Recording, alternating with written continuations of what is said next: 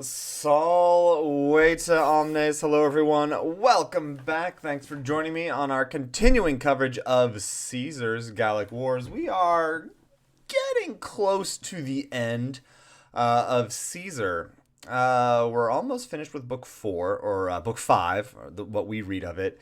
We've got a little bit of book 6, and then we'll be moving on to Virgil. So that's, I'll say that's exciting. But we're focused on Caesar, and we are at my favorite part. Unfortunately, it takes like all of Caesar to get here, but we're picking up in section 44 of book 5. Cicero's camp has been surrounded. They are definitely on the defensive. They're holding out, but poorly. And honestly, the Gauls are close to breaching the camp. As we saw in the last one, towers are being pushed up against the wall, but the men are valiantly pushing them back. The Romans are right. The last part we saw was they were taunting the enemy, telling them that they could enter if they wanted to. Go ahead, step forward, but nobody dared approach the Romans, and so they threw a lot of rocks at them. The Romans did, and set their tower on fire. And so, very heroic actions on the Roman side, and none more heroic, perhaps, than section 44. So, let's dive right into it. Erant in ea legione fortissimi viri, centuriones, qui primus ordinibus apropem quarent, Titus Pulo et Lucius Vorenus.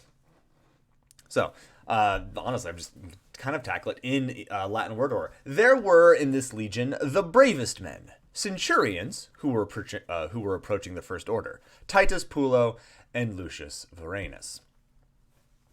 And yeah, there you go. That's you can switch those phrases around, but I mean that's pretty much the Latin word order pretty much mirrors what you might say in English. So yeah, the bravest men in this legion, that the one that is that Cicero is in charge of. They're centurions who were approaching the first rank. So there are different orders, different ranks of centurions, and these two, Pulo and Vorenus, are approaching the highest rank. So they're not quite there yet, but they're they've been working their way up, unit of time by unit of time, whether it's on a yearly basis or a monthly basis or whatever. He perpetuas inter se controversias habebant, quinam anteferetur omnibus quanis de locis sumis simultatibus contendebant.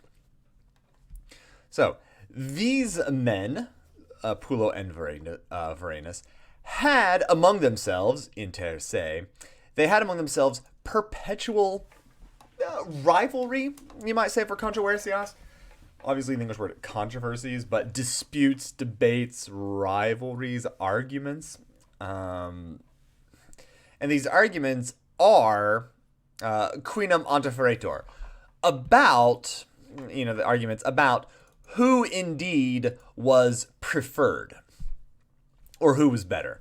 Anteferetur, imperfect subjunctive in what would be an indirect question here. What is the argument? Who is better? Ferretur, passive form of ferro, right? To carry or to bear or to bring. And ante just meaning in front of. So who is kind of brought in front of the other one as the best. All right. And, let's see, how do I want to put all the rest of these ablatives? And then I would say in all of their years, omnibus annis, ablative of time when, in all of their years, and then ablative prepositional phrase, de loci sumis, concerning the highest ranks, locis, the highest places, the highest positions, ranks, whatever. They were contending, they were striving, they were competing every year, in all years. They were competing in or for the highest places with their, with their rivalries, I guess, simultatibus, their simultaneousnesses, if you want to make up a nice English word for that. So, with their rivalries, something like that. All right, so you got these two men. They're constantly competing against each other to see who is better. Ex his pulo cum acere me admunitionis pugnaretur, quid dubitas inquit, vorene, aut quem locum tuae probande virtutis expectas, hic dies de notris controversiis judicabit.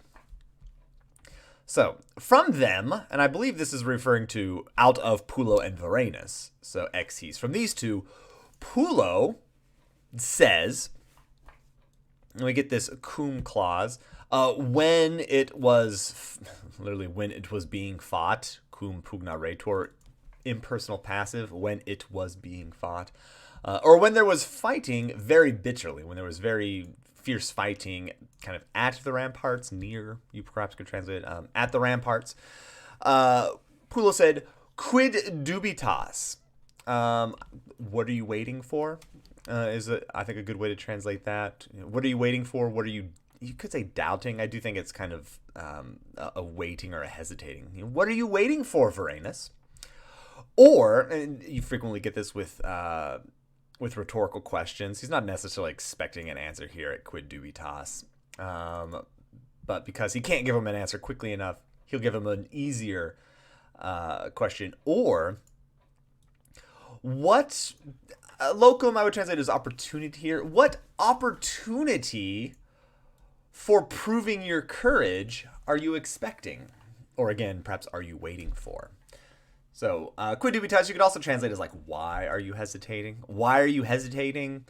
Or what kind of chance for showing your courage are you expecting? Tuae probandi virtutis, genitive here, describing the locum. It is a location or an opportunity of your virtue, of your courage, being proven. Here's your gerundive to show, going with virtutis, your virtue worthy of being proven. This day, hic dies, this day will judge or will make a judgment, judicabit, concerning our controversies. We'll make a debate concerning our rivalries. So, this is where we're finally going to get to find out who of us is better.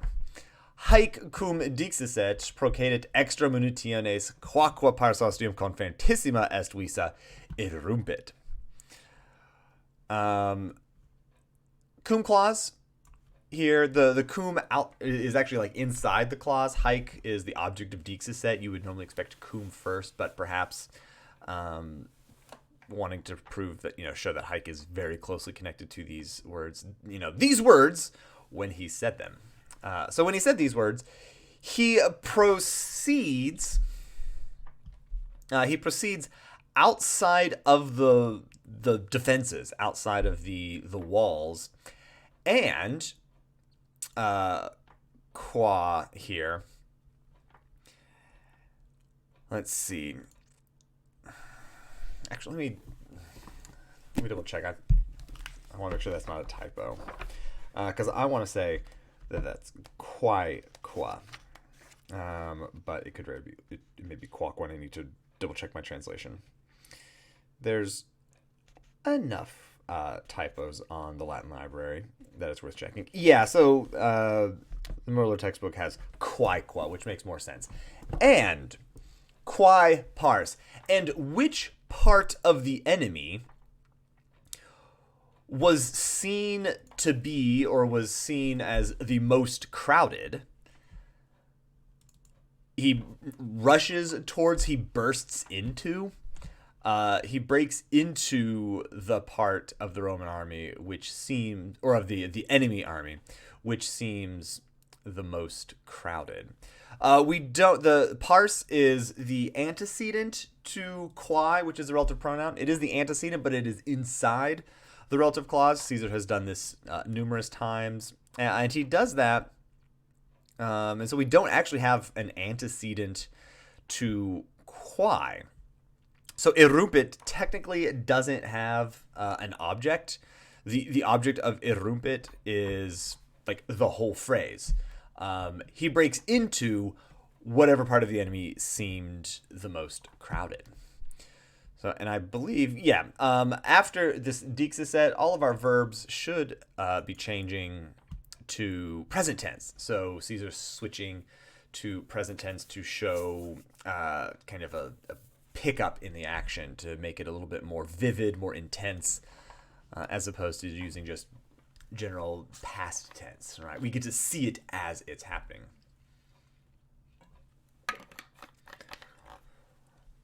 All right. Ne varenus quidem tum sese valo continet, sed omnium veritas existimationem sub sequitur. Ne quidem varenus,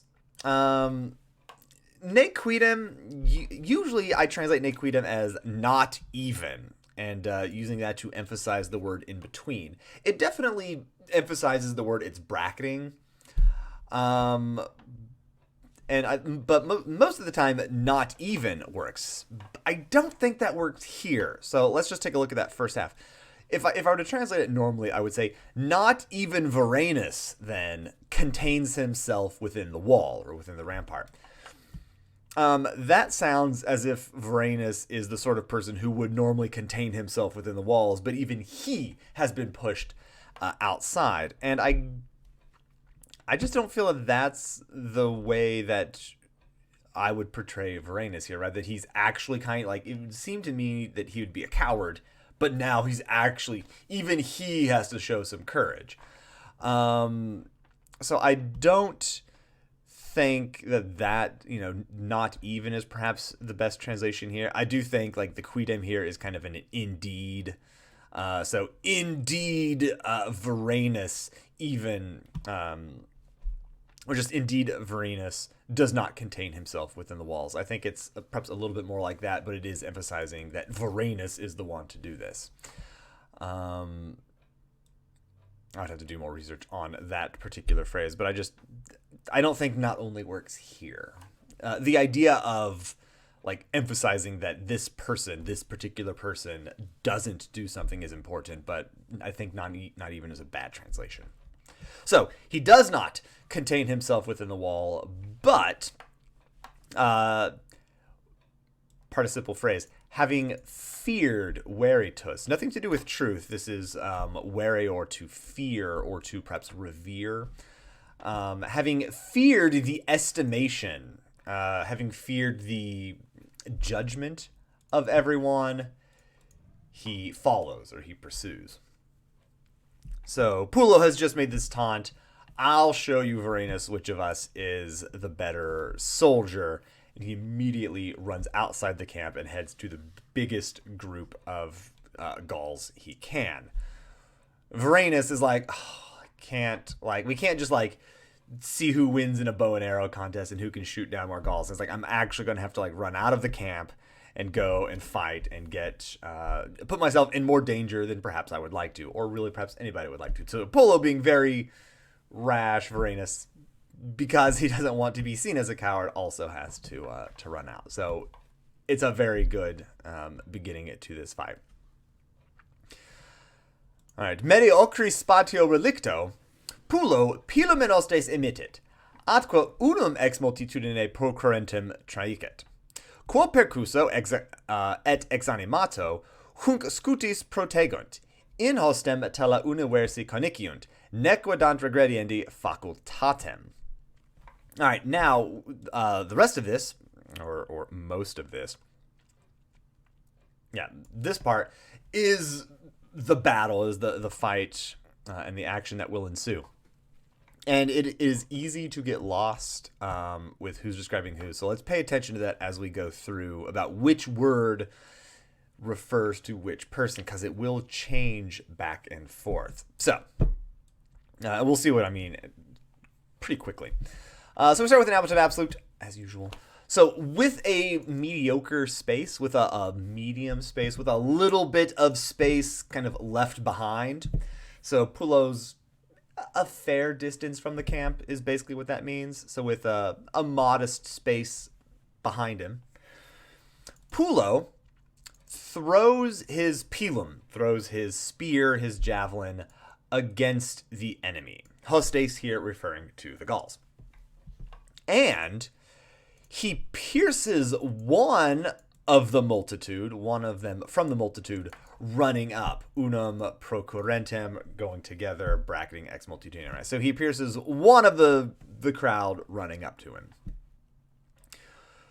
Quo percusso, ablative absolute, and actually the ablative absolute extends just a little bit farther. Quo percusso et ex animato. With this one, referring to Unum, with this one struck and unconscious, or perhaps killed, ex animato is perhaps vague enough that he might not be dead. He has been pierced, traicit, or struck by this spear, and if you're hit by a spear, you've probably been pierced at least a little bit. So with him struck and lifeless, they cover this one, that is, the one who was struck. They, the Gauls, cover him scutis, with their shields. Ablative of means. In hostem tela unoversi coniciunt, nequadant regrenendi facultatem. Now, notice what's happening here. Against the enemy, but notice that hostem now is singular. So hostes up here refers to the Gauls, and within the same sentence, according to the punctuation we are given, within the same sentence, hostes goes from being the Gauls in the plural to being pulo in the singular. So hostem here now referring to the Gauls' enemy. So we need to pay attention to the singular versus plural aspect and kind of keep the idea of the battle in our mind. Because also universi coniciunt, right? There's only one pulo, there's lots of Gauls. So they, universally, they all together, right? Universi, they throw their spears in hostem against the enemy or at the enemy, and they do not give an opportunity of retreat, the opportunity to run away. So surrounded, I guess at this point is the basic idea here. So well, again, he rushes the biggest group of Gauls he can find, right? Strikes one of them. They defend him with their shields, which perhaps means that he is not dead, he's unconscious, so he's worth trying to save. But they all start throwing their weapons or their spears at Pulo. Transfigitor scutum Puloni et verutum in balteo defigitor. So something is pierced. The shield of Pulo, this is like dative of reference, almost like I might even call this like a dative of possession. The shield for Pulo, or Pulo's shield, is pierced, and a dart is stuck in his balteo, in his sword belt. So he's a dart or two, a dart like a lawn dart, right? A bigger sort of, or a small javelin, a large, very large dart. So his shield has been pierced. His sword belt has also been kind of pierced into by this dart. And this is going to cause a problem. Avertit hic casus, vaginam et gladium educra conanti dextram morator manum, impeditum qua hostes circum sistunt. This event, this misfortune, hic casus, this, you could say misfortune, this averts, this turns away the sheath and the sword for the one trying to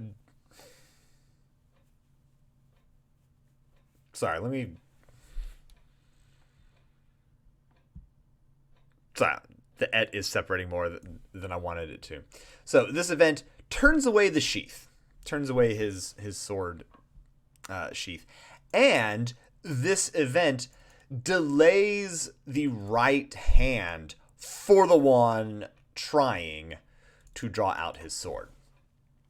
So imagine, sword, on his right hip, this belt has, the belt has been hit in such a way by this dart or javelin or whatever that it has twisted it, right? And so normally his sword is right there on his hip, but now it's twisted, and so now he's trying to like reach around to his back, and so his, they're delaying his right hand.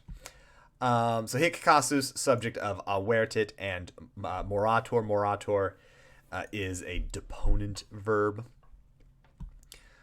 Vaginam, object of avertit. Gladium, the object of educera.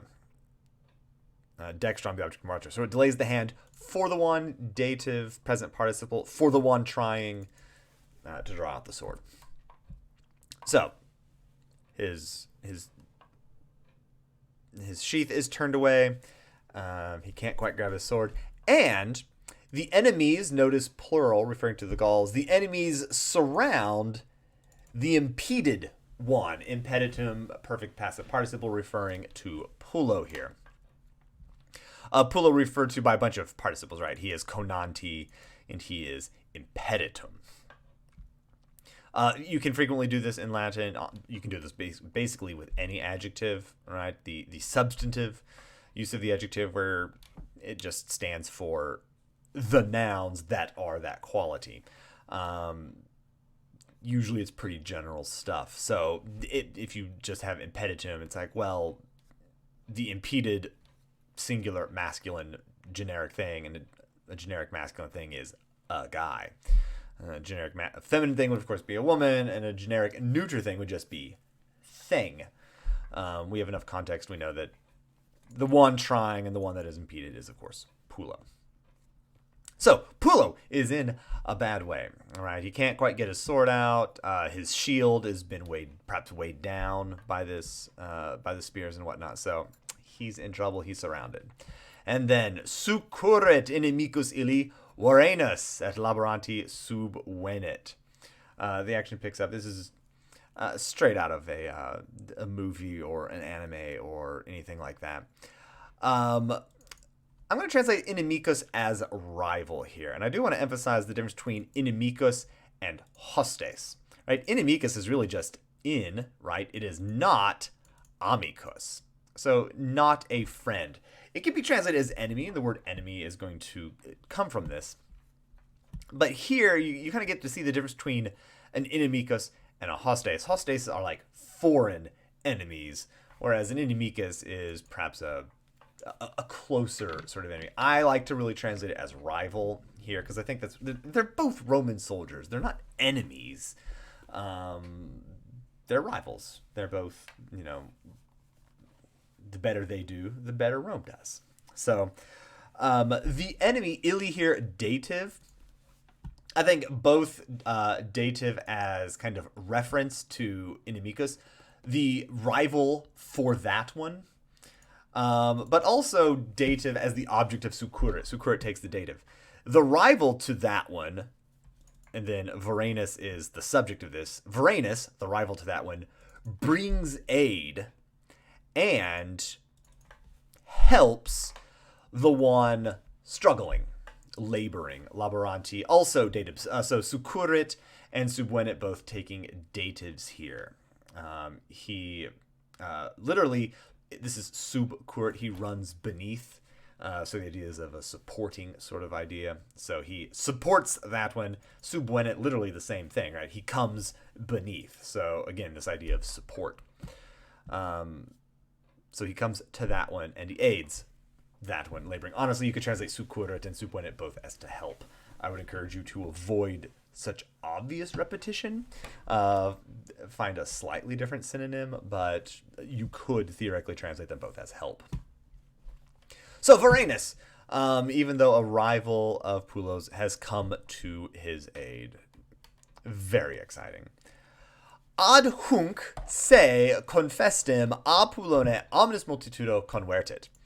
Illum verutur arbitrantur occisum. Lots of different things to keep track of.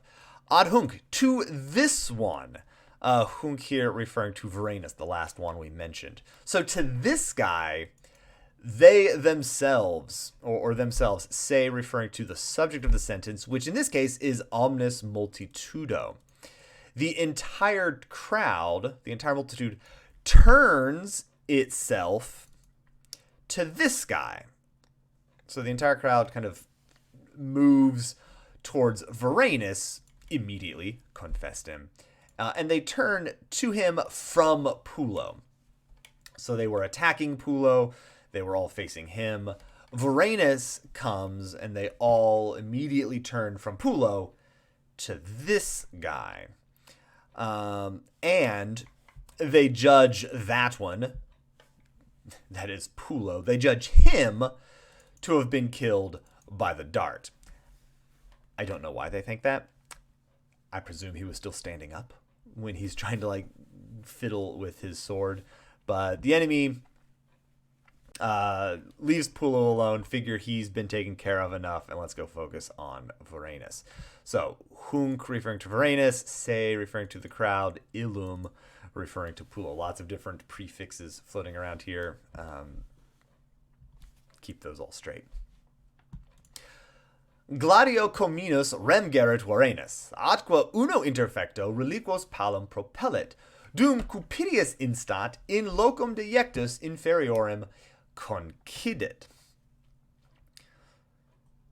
So, Varanus manages the affair.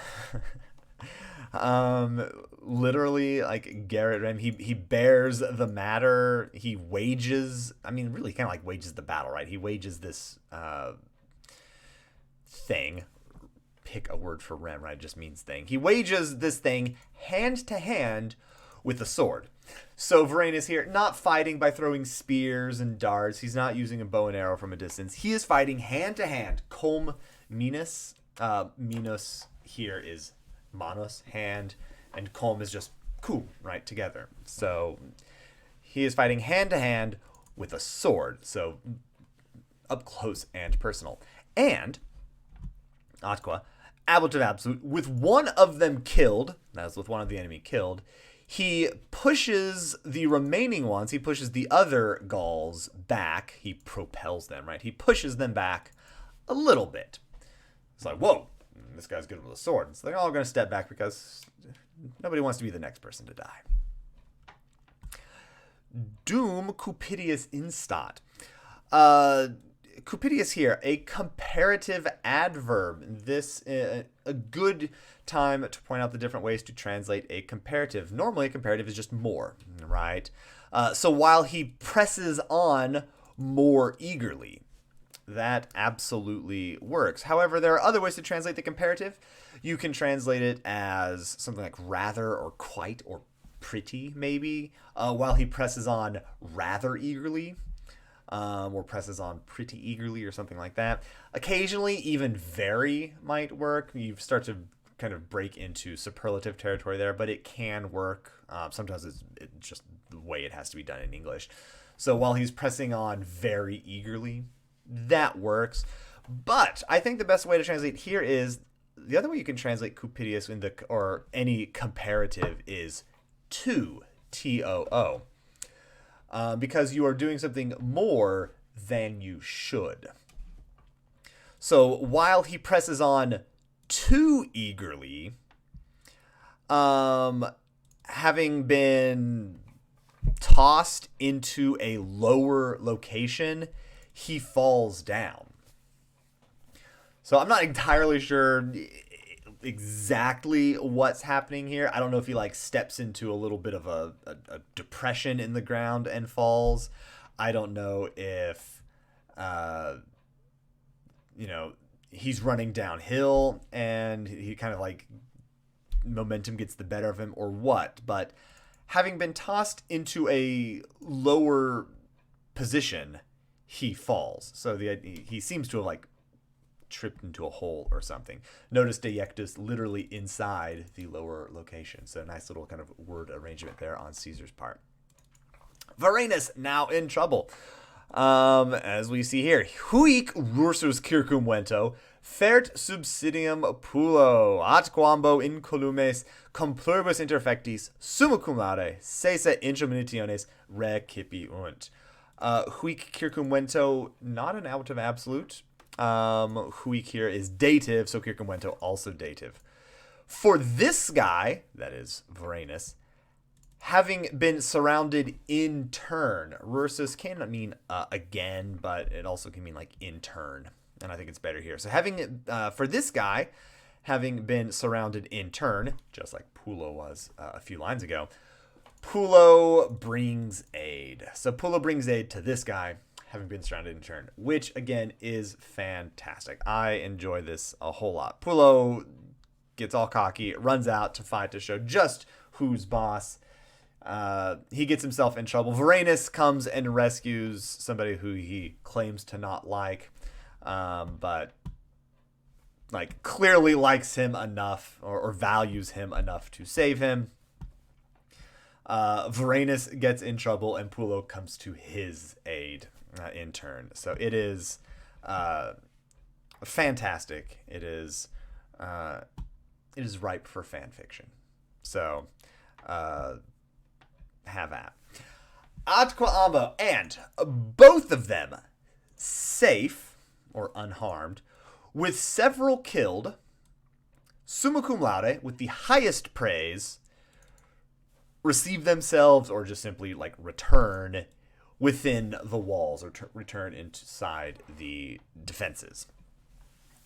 So honestly, you can more or less take this in the word order you get, right? So just kind of keeping track of everything. Ablative absolute, prepositional phrase. So there you go. So they both get to return incolumis. They're both safe. Final sentence. Sic fortuna in contentione et certamine utrumque versavit, ut alter alteri inimicus auxilio salutique esset, neque de judicare posset, uter utri virtute anteferendus videretur. Last sentence. Boy, it is a complicated sentence. It's very easy to understand the concept. The content is very hard, I feel, to render literally into English, but we'll dive in. So in this way, see, right? Thus, fortune kind of turned each of them, or kind of like turned for each of them. It might be kind of a way we talk about it in English, right? We talk about like fortune turning in someone's favor. Fortune kind of turned or dealt with each one in their rivalry and in this contest. And again, perhaps an example here of Caesar doing those kind of two words that would more or less be synonymous, where one of them refers to a more literal, physical, concrete action, and the other deals with a more kind of abstract idea. I think contentione is the abstract idea of rivalry, and certamine is the actual competition. So, in this way, fortune kind of dealt with each one in their rivalry and contest. With the result that, and I do believe this is a result clause, showing how fortune turned, with the result that each of them, or that the one of them, or in this case kind of each of them, as a rival, was for the aid or for the help and aid to the other. This is a double dative construction with the verb to be, dative of purpose. They were for the purpose of help and safety, with reference to the other. So double dative, one of my favorite constructions. I don't know why, but I do like it. And that you get that here. Renji, don't cause more noise. So fortune turned or dealt with each one in such a way that each one brought help to the other one as a rival. Reggie, stop. And fortune dealt with each one in such a way that, so still the result clause. The result was esset and posset. Excuse me. That it was not possible, neque posset, it was not possible to judge, or like it couldn't be decided. It couldn't be judged kind of which of the two seemed to be preferred or seemed to be better in courage to the other.